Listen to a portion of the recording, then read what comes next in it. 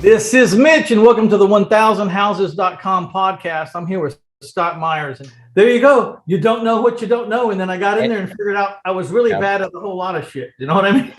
and I bet you're probably would have been better off monetarily too. I mean, I think, and I'm not pointing out your faults, but I think it's the toughest lesson for all of us to think that, you know what, why would I pay somebody else to do it when I can do it faster and cheaper? And then you come to the end of the project and you think, man, this GC who's his margin is 5-10% or whatever that is, he would have got it done 6 months earlier than I would have. And I would have made more money above what I lost because it took me 6 months longer to do this than it would have been if I'd hired the right guy. Mine was 6 months longer. It was longer than that. You know what I mean? Yeah. So I came to all the same conclusions you're saying. And, you know, if you want to see the place I built, you can go to bigunitselfstorage.com. And I got a drone flies over. bigunitselfstorage.com. And, you know, it took me way too long to get this thing out there. Now, of course, I got hit with massive rains that don't happen in this area. I mean, consecutive rains. And I got hit with COVID. And the DPS got hacked in the process. And they held up my driveway permit for 8 months. So I didn't know that at the time. I didn't know that the DPS had gotten hacked because they weren't telling anybody. But come to find out, the reason why I couldn't get the permit was they were just jacked up in a technical computer kind of way. So but the good news is it opened. It worked. It's full. It works. You know, I have a lot more money in it myself than I thought I was going to have, but it's making $35,000 a month net. You know, so I mean, it's going to make it all back sooner or later, no matter how much I went over. You know, at that pace. So, and I want to make sure that everybody hears this. However, Mitch, and that's pointing back to what you just said. That wouldn't have happened if you didn't do your due diligence ahead of time and you built enough margin and cushion. It wasn't like you were just throwing darts out there and saying, well, this is going to be really close. And if I get a delay by 8 months, we're sunk. You know, you built all kinds of contingencies into this thing and you ran the numbers several times that, you know, where you understood that, hey, if I have more money, my own money into this and it takes longer, I'm still going to make money. So I want to make sure that everybody understands that as well, is that, you know, this isn't a fly by the seat of your pants and build it and hope they will come. It doesn't work that way. I stole the land. I stole the land. I stole it. You know, it was going to be really hard to mess up. The unknowns around here and probably everywhere, but it's really unknown. The site plan wasn't level, and the site work is always, like, to me, seems like to be the biggest unknown because they don't know when they're going to hit rock. The sooner they hit rock, the faster the price for that site work's going up. And there's just no way to know. There's no way to know what they're going to hit when they're chopping it down to grade. You know, so we didn't have any luck in that department. I mean, it couldn't have turned out worse. You know, like you're looking at it, you don't know. And then the other thing was I had a good partner, and it was time to ante up an extra $100,000 a piece. He could come and I could come, and I knew that before I went in business with him. He wasn't broke. He was pretty solvent, and I was pretty solvent, and I was sure that if there was a problem, we would both be able to write an equal check and go in instead of me having, you know, if I would have teamed up with someone who was broke, I would have had to write the whole $200,000 and try to figure out percentages or get adjustments in the agreement, which may or may not have happened depending on who you're dealing with, you know? So I always like to know how long my partner's legs are, because some people put on some really good facades. They drive some nice cars. They have some really nice watches, and they couldn't write a check for jack. You know what I mean? And then so when you hit a bump in the road, it's time for everybody to ante up $25,000 or $50,000 each because we went over budget. They can't do it. And that's a problem. Well, again, matching up a partner, you know, with the project, and then they bring something that you don't already possess are the best types of partners to bring into any project. So, talk about your breakthrough moment in the storage. I mean, did you have that one aha moment where the clouds parted and the sun came out and you said, "Okay, this is my horse. I'm riding it all the way to the end"? Man, oh man. Well, you know what? The first project that we had, Mitch, was it kind of coming full circle to everything we just been talking about. It was when I first got into storage, I've been in commercial real estate, been in a multifamily, but the banks, they still didn't want to take, what they considered a risk on me buying my first self-storage facility because I didn't have any experience in it. That's just what banks do. That's how they view it. So I got a partner and we went in 50-50 on this project. He was well-heeled, strong balance sheet, had a lot of cash. And so we bought a self-storage facility from a partnership where these two gentlemen were in the concrete business together, and they decided to part ways. They were splitting up their partnership in their concrete business, and they had built the self-storage facility. And so they were splitting that up as well. And they were going through a nasty partnership divorce. To the point where it was so nasty that they were basically driving the value of the self-storage facility into the ground because both wanted to screw the other partner out of making money. And so the best way to do that is to drive the value of the business into the ground and then sell it for a song so that neither one made money. So we stepped into a facility that was worth 1.7 million, conservative appraisal, and we bought it for $900,000. So we stepped into about $800,000 in equity, and therefore $10,000 net cash flow a month right out of the gate. We had it was full within a matter of 2 months. We put a kiosk in it and reduced the payroll expense. So now we had almost doubled the cash flow at that point again, because we filled it up, raised rents, and reduced our payroll. And then it was in an expanding area, and we bought the vacant land next door. Almost stole it, not quite the same as your scenario, but it had a building on it. We converted to climate control and then built out almost double the amount of square footage on the entire building or on the entire site. And so that project worked out very well. So that was really the shining moment when I got into it and started realizing that from the operations side, whereas in habitational real estate, if somebody doesn't pay you, well, you send them notices, you take them to small claims court, 90 days later, you walk out of small claims court, and maybe they've left, they've destroyed the place in the meantime because they're mad at you for kicking them out for not paying. And the court, says, all right, we'll go collect from them. We'll get them out now. And they've got a certain amount of weeks to get their stuff and get out. And storage, when somebody doesn't pay you, as 6 days later, you put a lock on their unit, they can't get at their stuff. And after 90 days, if they don't pay you, you get to sell their stuff off and hopefully recoup your money back, or at least we get darn close to what was owed to us in back rent and late payments. So lien laws in self-storage protect the owner, the landlord, if you will, whereas habitational laws in apartments and houses protect the tenant. And when we began to do the math on that and looking at the amount of money that we were able to recoup just because of the difference in the industry and the way the laws are written, that was the shining moment where we went full bore into self-storage.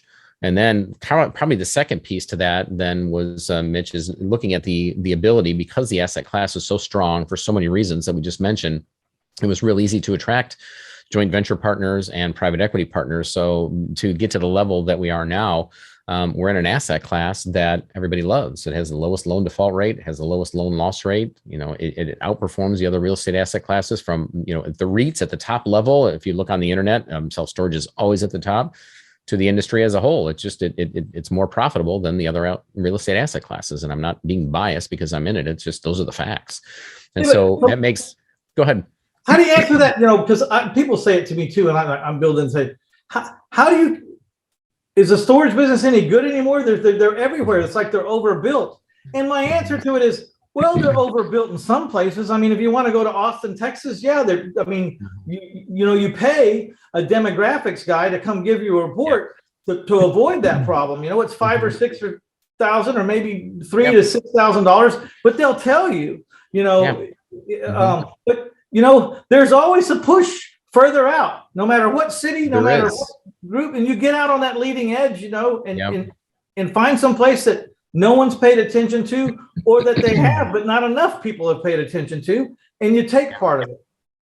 This is not an easy business, folks, but it is a simple, predictable business model. And you're right, Mitch. I mean, we pay $6,000 for these feasibility studies, and the consultants do the research, and we come behind their numbers. We've got enough experience now as well, and we know that if we put a facility here, we look at the supply index, and 3 to 5 miles out, we can predict with a fair amount of accuracy, how quick this thing's going to lease up, what the valuation is going to be, how long it's going to take. And, we can plot it out, and I'll be darned if it happens, if not sooner than what the projections show from our consultants. Long gone are the days. And what bank is going to approve, some Yahoo that comes in calling himself a developer that says, I'm going to build 100,000 square foot of self-storage because I heard the business is easy, and I'm going to put it right over here will you give me the money? Well, banks aren't going to do that. The city is not going to allow it, and nobody else is going to give you money unless you've shown and proven that that is the case. And if you have to be dumb enough to do it and use your own money, well, you might be successful. Chances are you won't, or else somebody who knows the business would have plopped one down there a long time ago. So we've got some built-in guardrails into the industry itself to, not necessarily avoid all that from happening, but as one of my bankers told me, Mitch, and you'll appreciate this. He said, yeah, well, after we closed on my one of my first deals, actually it was like the 5th or 6th, he said, well, keep bringing them to us because, you know what, we love these things. The bank loves having them on their balance sheet, and you got to be a brain dead moron to screw one of these things up. And I said, well, either that's a compliment or you have a lot of faith in us, one of the two. But either way, yeah, that's what we'll do.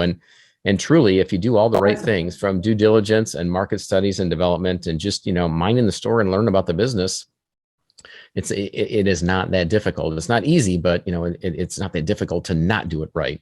Well, it's just like anything else. If it was easy, everyone would do it, and then it wouldn't be worth anything. It's got its challenges, which is why it's such a lucrative business if you get it right. But it's like anything else. If you're going to learn how to play Parcheesi, you got to learn the rules and you got to win. People ask me all the time, do I get an LLC or a corporation? It says it really doesn't matter. Pick one, learn the rules and win. Yeah. You know what I mean? Now, so, in corporations are better for holding some things and LLCs are better for holding other things. But still, my point was just learn the rules and win, Yep. And it really helps if you get someone in your corner. So you've got a book that says 14 steps. It's kind of long, Scott. Let me see here. 7 steps that 7 steps to avoiding mistakes new self-storage investors make. So you got it. I want you to go to 1000houses.com/own storage, singular. And go get your free guide, 7 steps to avoiding the mistakes new self-storage investors make. And over there, you'll be in the show notes, and you'll have access and privy to all the different levels of education that Scott offers. I don't know, you got some boot camps, or what do you got coming up? What's next on your radar here with education? Yeah, our 3-day self-storage academies are just absolutely selling out. They're filling up and just going like gangbusters. All eyeballs are on self-storage right now, especially during this inflationary period. Folks are exiting the stock market. They got money to spend and actively invest or passively invest in self-storage. And so yeah, we've been the place for the past 15 years. We are the nation's go-to company for teaching people how to invest both actively and passively in self-storage. So all the information's in the show notes there at 1000 Houses. And so, sign up for our next academy. We'd love to teach you about the ins and outs of the business as well. It's for my team. It's not a pitch fest. There's nobody that comes into these events except for my team. And for 3 days, we show you how to find, evaluate, purchase, and manage self-storage facilities. That's it.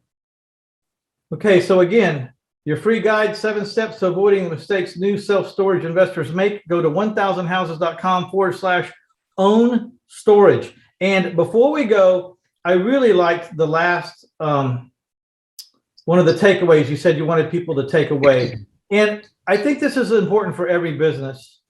If you don't have this attitude, maybe you should think strongly about circling back around and picking this attitude up. But it says, be purposeful and give back. Design a rhythm of giving in your business. Will you explain this to us, please? Yeah, this has really been at the heart of everything that we've ever done, Mitch. And that, we got into real estate because I think like many people, we're entrepreneurs. We want to be able to at least have our own schedule and dictate what that looks like and then have time to do the things that we want to do.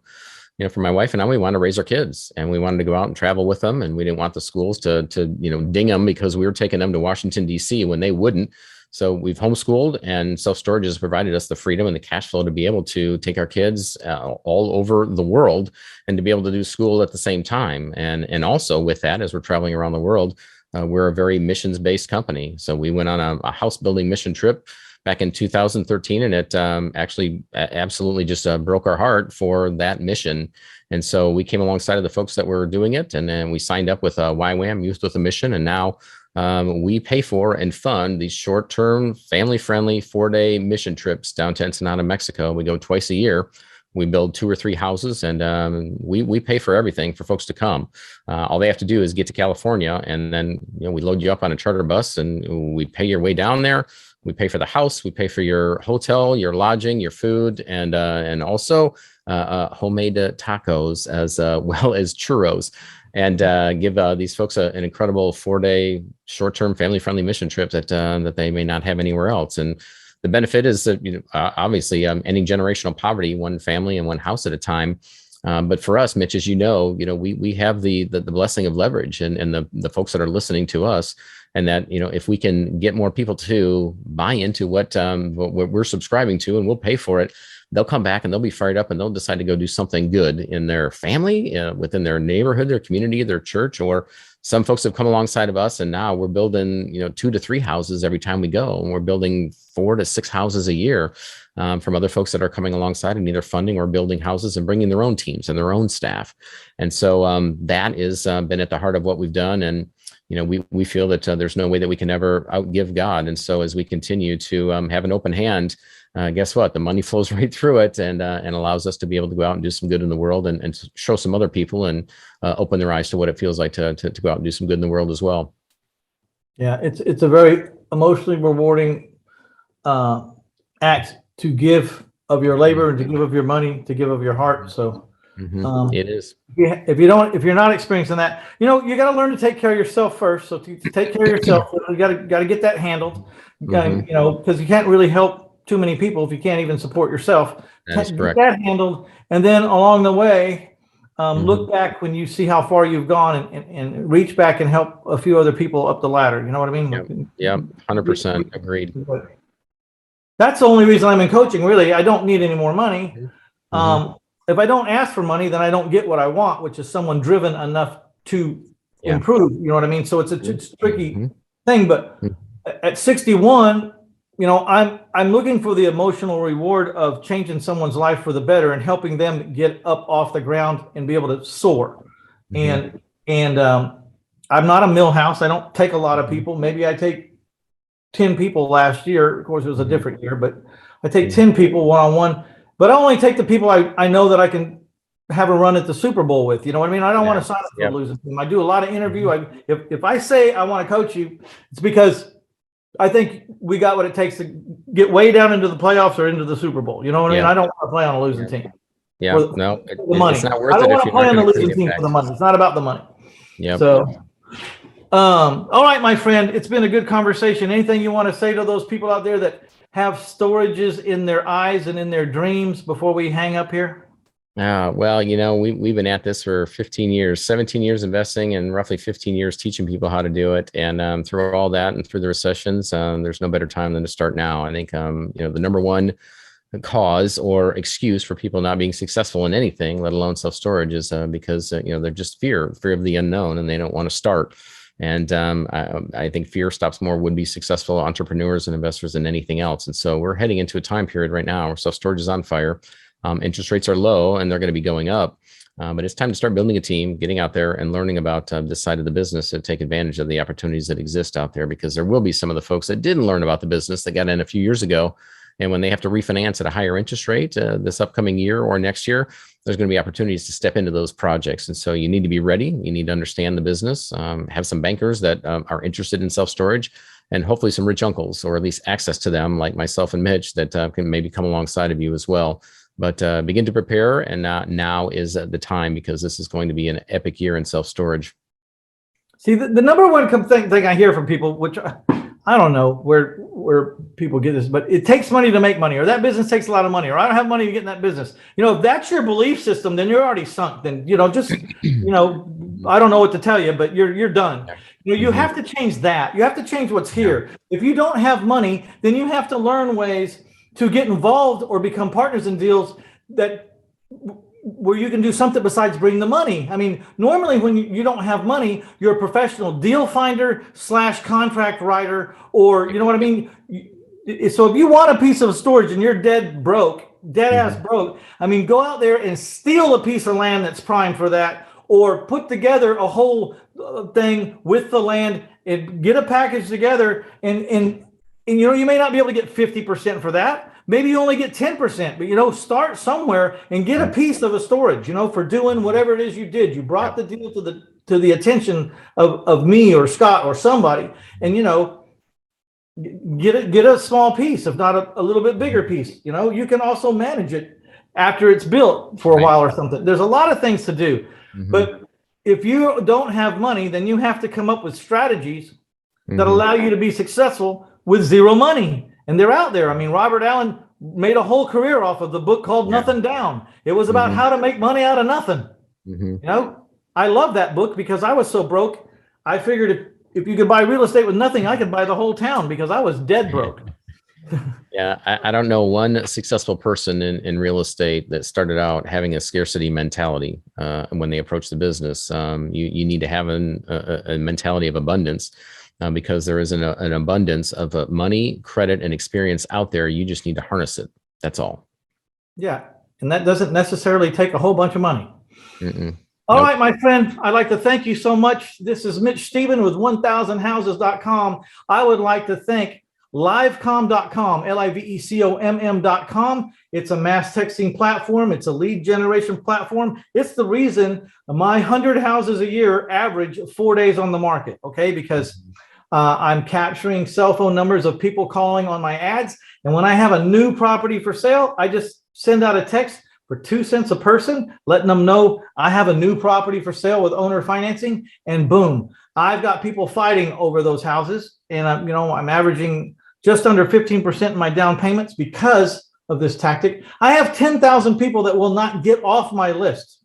I send a text out saying, please, if you're no longer interested, reply with the word stop and get off my list. 10,000 people won't get off. They will not get off my list.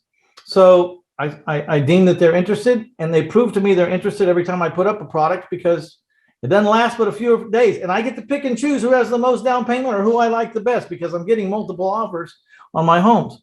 So check it out, livecom.com, LIVECOMM.com. There's a video on the homepage, shows you how I'm using it to work my business, but it can work for all kinds of businesses, and it's really amazing. So check it out, and I will see you next time. And down the road, Scott, wish you best of luck this year.